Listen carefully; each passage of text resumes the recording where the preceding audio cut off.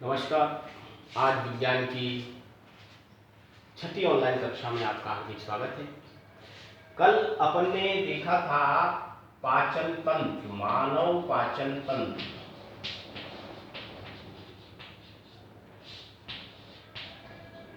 कल मैंने आपको बताया था मानव पाचन तंत्र विभिन्न प्रकार के अंगों और लार ग्रंथियों से मिलकर बना होता है।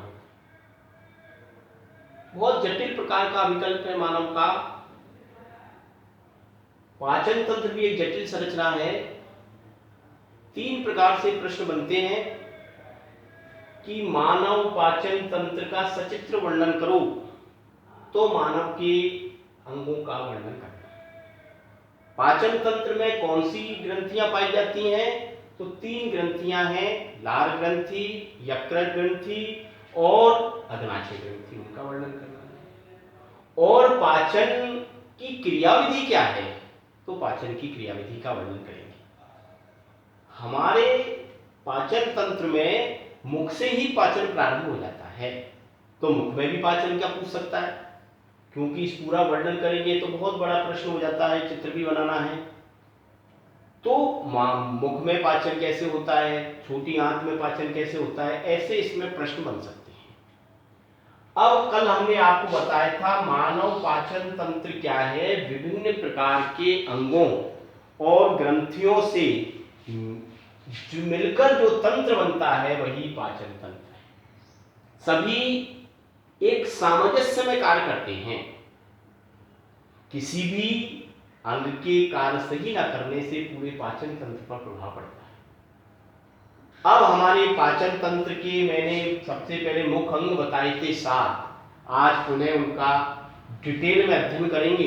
जितने भी अंग हो जाएंगे उनका हम आज अध्ययन करेंगे। सबसे पहले है मुख। मुख है ये। आपने देखा मुख कहां से, मुख के द्वारा हम भोजन को ग्रहण करते हैं।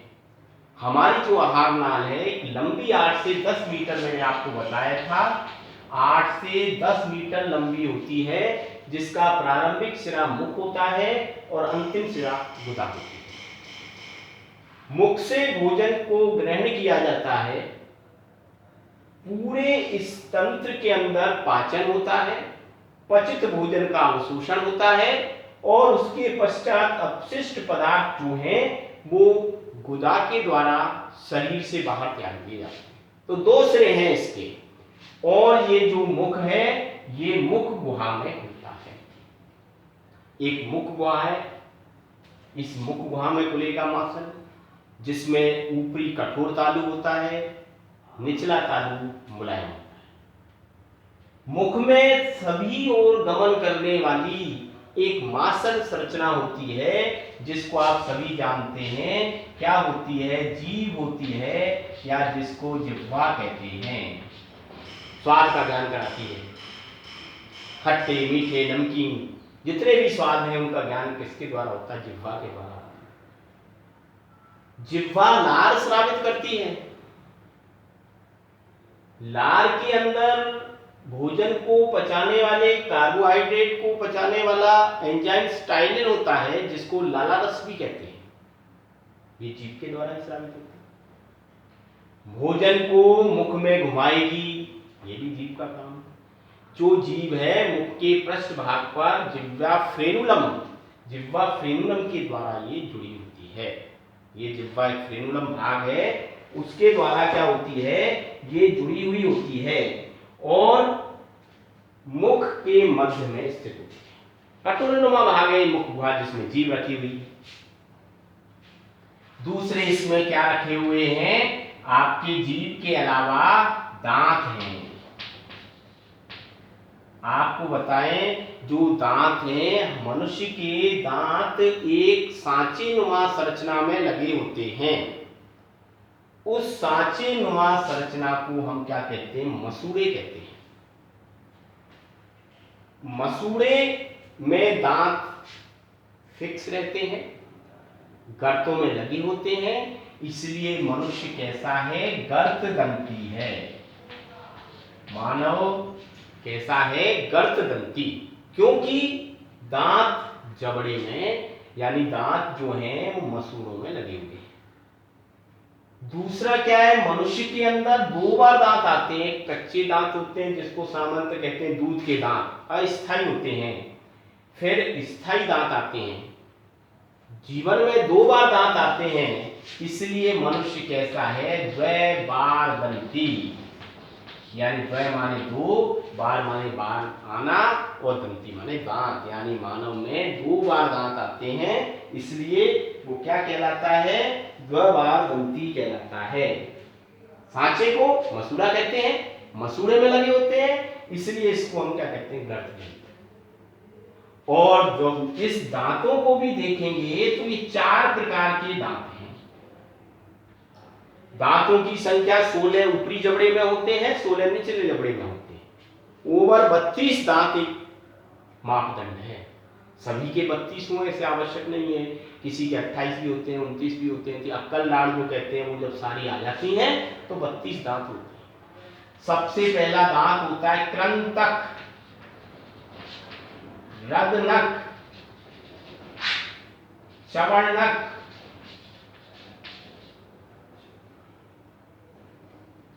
अग्रचवर्णक। कितने प्रकार के दांत होते हैं? 4 प्रकार के दांत होते हैं। आपकी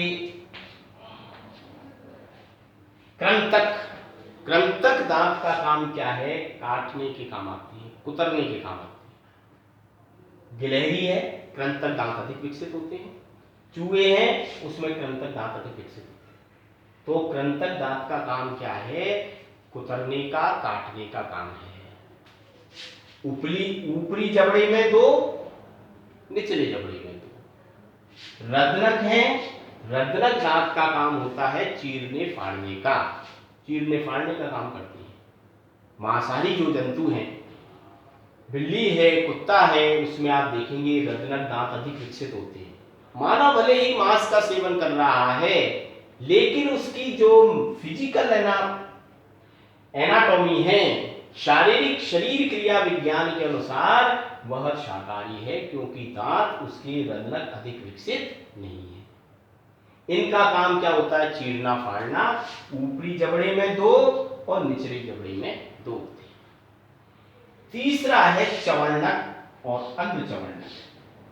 दोनों का काम क्या है? चवर्णक और अग्रचवर्णकों का काम है वो जो भोजन है उसको क्या करते हैं? पीसने का कार्य करते हैं। अग्रचवर्णक और चवर्णक दोनों ही चबाने का कार्य करते हैं।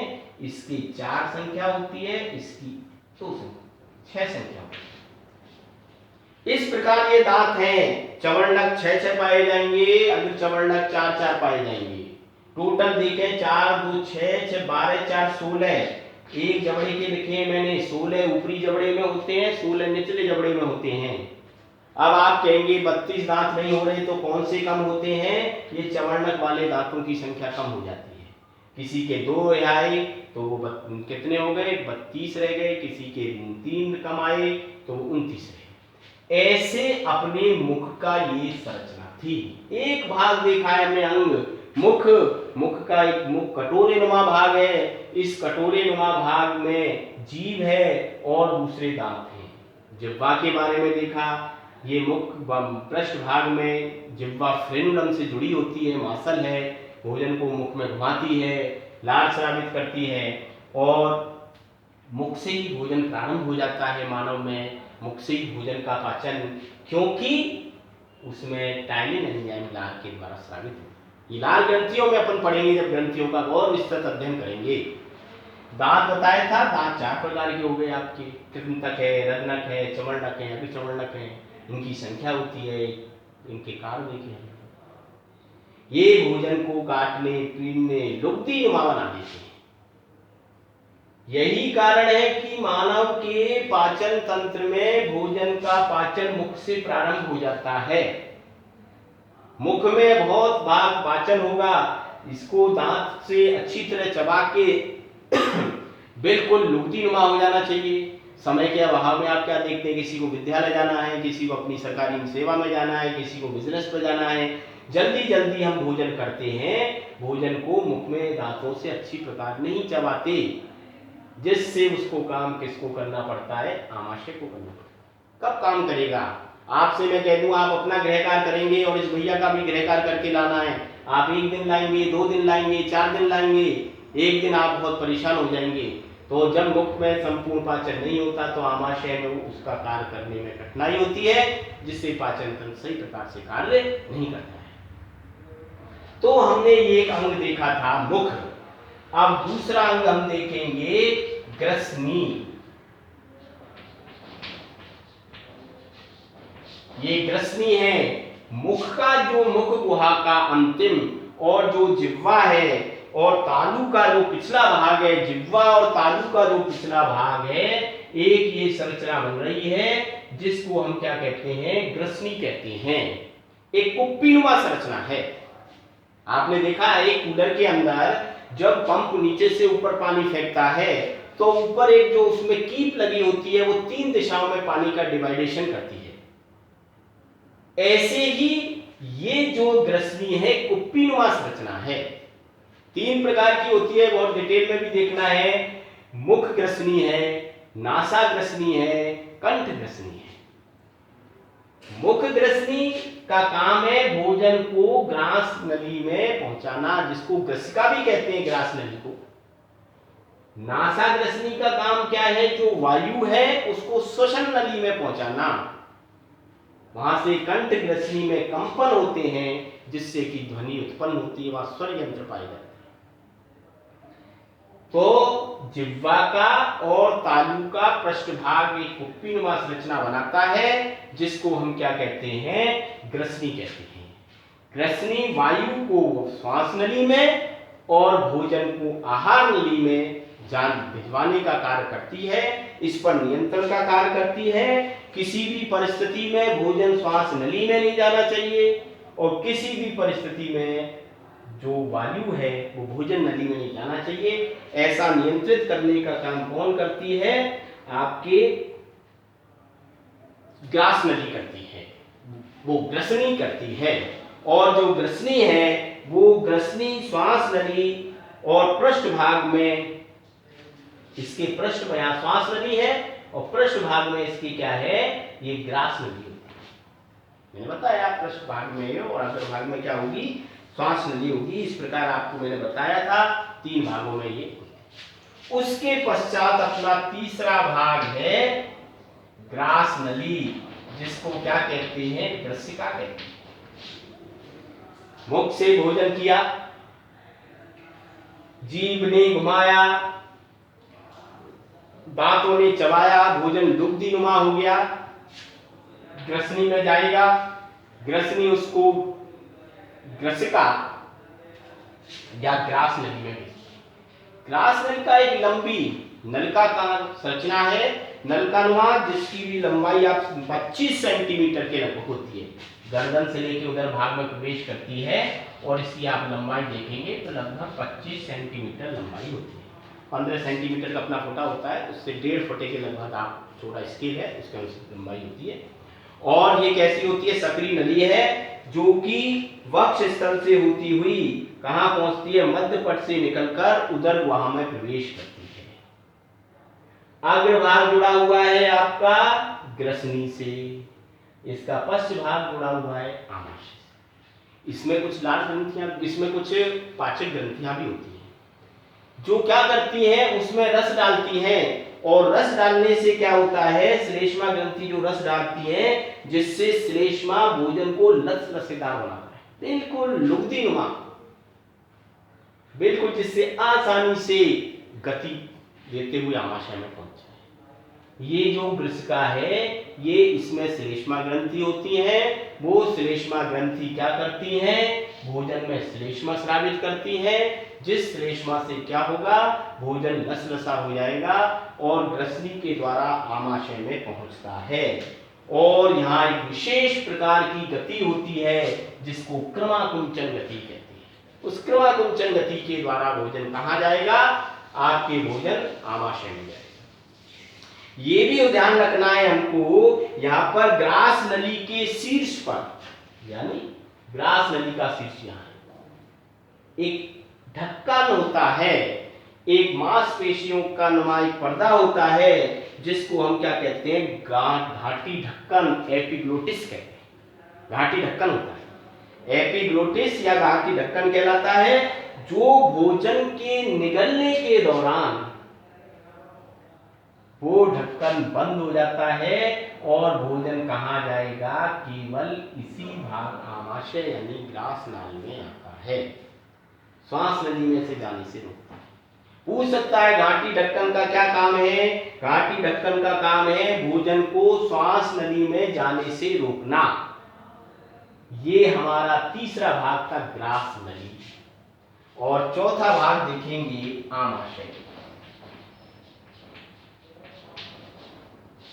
आमाशय जे आकार का थैलीनुमा संरचना है। जे आकार की इसकी संरचना बताई जाती है। और कैसी संरचना है?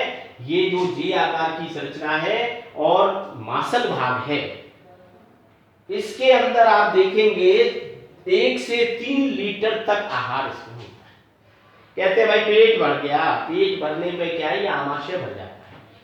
आमाशय में जब पूरा भर जाता है तो हम पेट भरना कहते हैं। 3-4 घंटे आमाशय में भोजन रहता है।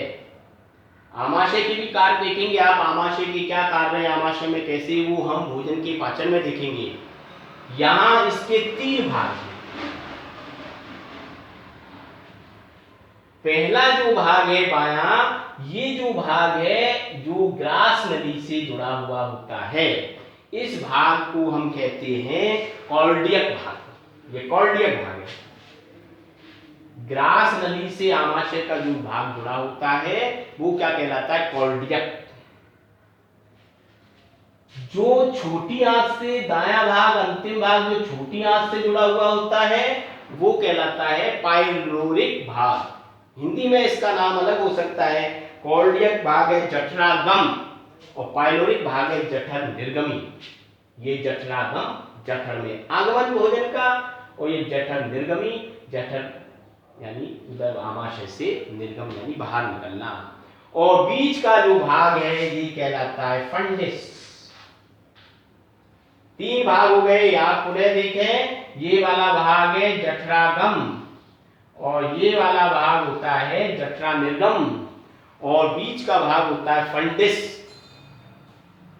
यहां पर समवर्णी पेशियां होती है या जिसको कपाट कहते हैं आप, इसमें अवरोधनी या समवर्णी पेशियां पाई जाती हैं। समवर्णी पेशियों का काम क्या है, भोजन की गति है, विभिन्न प्रकार के रस पर क्या करती हैं, अपशिष्ट आदियों का नियंत्रण करने का काम है। भोजन, पचित भोजन, रस का नियंत्रण करने का काम कौन करती हैं, समवर्णी पेशियां।